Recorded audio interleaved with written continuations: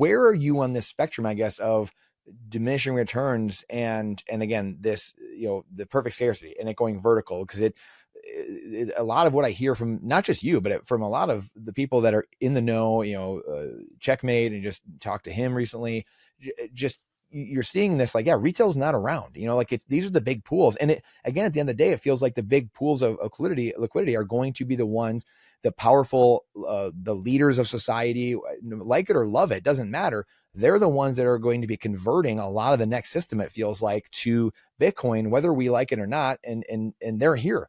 So, it's a long roundabout way of saying, like, where do you stand on the actual diminishing returns of, and giving credence to it? Because we just mentioned a minute ago, but there's a fine line there. And I think people have to understand that and not, care about the average person, but also realize that retail is not going to be the thing driving this. We're only at 2 trillion. It's what, 0.2 or 0.1% of the global assets or whatever it's at right now. And we have a long way to go, but how does it do that? I guess maybe, like, how does it do that if retail, if they're not moving the market anymore?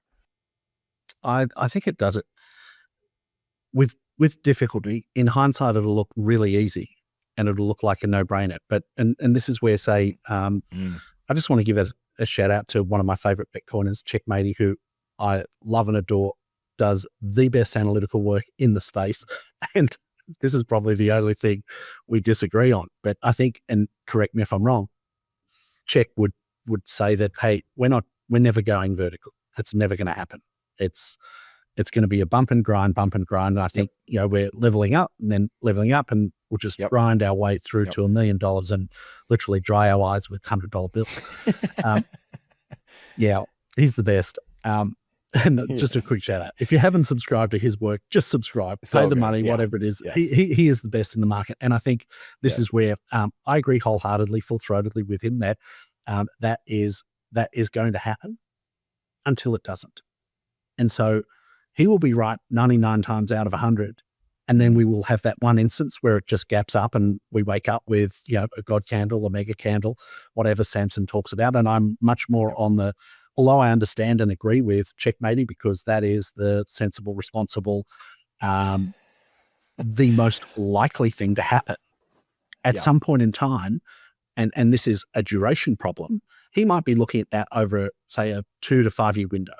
But I'm looking at this over the next 10 to 20, 30 years. So maybe we've got a duration problem in assessing that. But I think absolutely, when absolute digital scarcity meets an infinite demand, there is only one thing that can happen.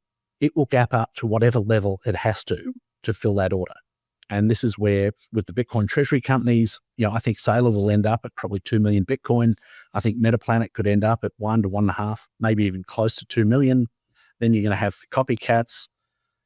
They'll be filling their boots. They might, the Bitcoin Treasury companies could literally end up holding nearly, half of Bitcoin available at the moment. That doesn't leave a lot of Bitcoin for everyone else. So what does the price have to be when we've actually transferred all of that Bitcoin to, diamond hands that are never going to sell? All of a sudden, we need to have that suddenly moment where, you had Parker Lewis on, another great Bitcoiner, that gradually then suddenly, I think a lot of that work he talks about is, a lot of the work you do in understanding Bitcoin is gradually, you put all of these pieces together and then suddenly it just all clicks together. And I look at that and think, much the same way that the knowledge is collected that way, the price of Bitcoin is going to ambient along, much like Check talks about. And then when it all clicks, a central banker who has their finger on the button and they press it till it bleeds is going to buy all the Bitcoin and set a new price of whatever needs to be done to capture any available Bitcoin on the market at that point in time. Do you? Yeah. I mean, and I agree. And it's funny because, like, I and Check's an engineer, right? So, like, and I was laughing. I was like, well, you're an engineer. Like, you're based in reality. So, like, you have to. But it's like, and I was saying to him, Bitcoiners are like that. And he brought it up, the Steve Jobs quote of the weird ones, like Bitcoiners are the INTJs, right? Like we are that small subset of society that's like, we're grabbing the muskets, the 3% from the Revolutionary War. And we're like, yeah, we're going, boys. Like, I know no one else is with us, but we're going and we're taking this hill and I'm going to die on this hill. Like, that is Bitcoiners. And that's that small and intransigent minority. throughout history has shown, yeah, they do a lot of damage, and they really change history. They change society. I think that's the thing that people, you can't account for that in engineering speak. You can't account for that in, in a model. And he says too, he's like, I mean, I hope my models break, like I think they probably do at some point. So he acknowledges it too, right? It's like this back and forth, but it's like Bitcoiners have to balance ourselves between pragmatism and being in the real world, because that's where we are at this second, but also pushing the envelope and saying, hey, this is where we're going. This is what's going to happen, because money is psychological at the end of the day. It's a psychological engine. And that's what all of this is. And that's why it's an information battle. It's absolutely wild. And then part of it, I guess too, I'd love your thoughts on any of this, is it doesn't account for black swans, right? So you have all these things going on, but like, look at all the black swans the last 20 years alone, last 5 years. It doesn't account for those things happening at a Trudeau locking everyone in their homes or whatever. So is that kind of what you're alluding to, in a sense of like, it's going to go vertical, is like, these are just, there's unforeseen things. Is that kind of what you're saying, where it's like, hey, these things are going to happen and it's just going to go boom and you're not going to know what happened, basically? I think so too. And this is where, we have these black swan events that are 1 in 100 year events that happen every 5 years. So the black swan events are completely, they're completely mispriced. And so I look at that and think, and this is where I've been really fortunate to spend a little bit of time with David Dredge, who is the world's best risk mitigator. I urge you to read as much as you can, look at his work. He runs a fund, Convex Strategies. He is the best in the world at this. He basically has the practical application of what Nassim Taleb and Nira Rabini talk about in The Black Swan and their works.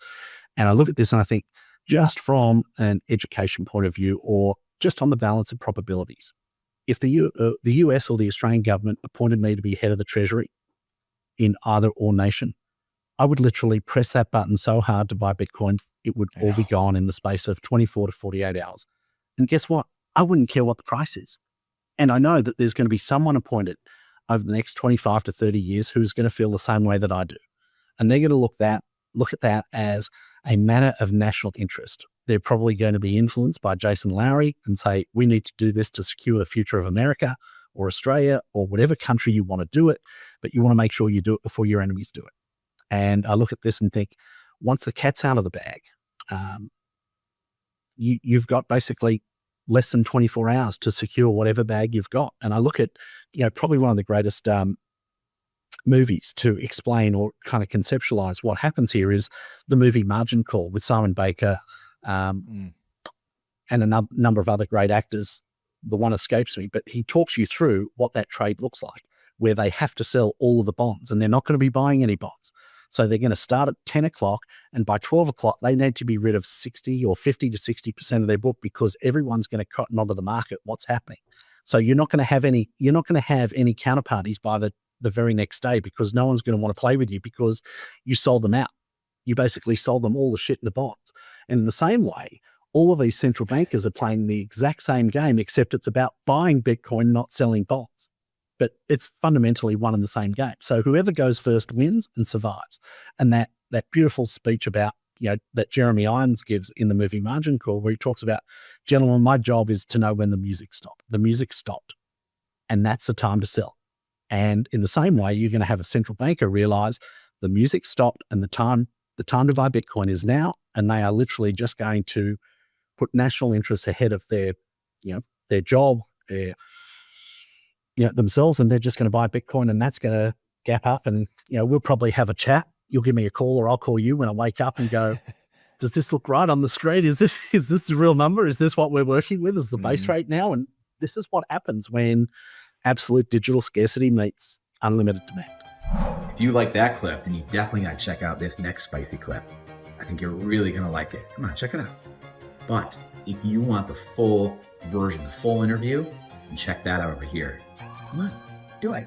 I'll see you in there.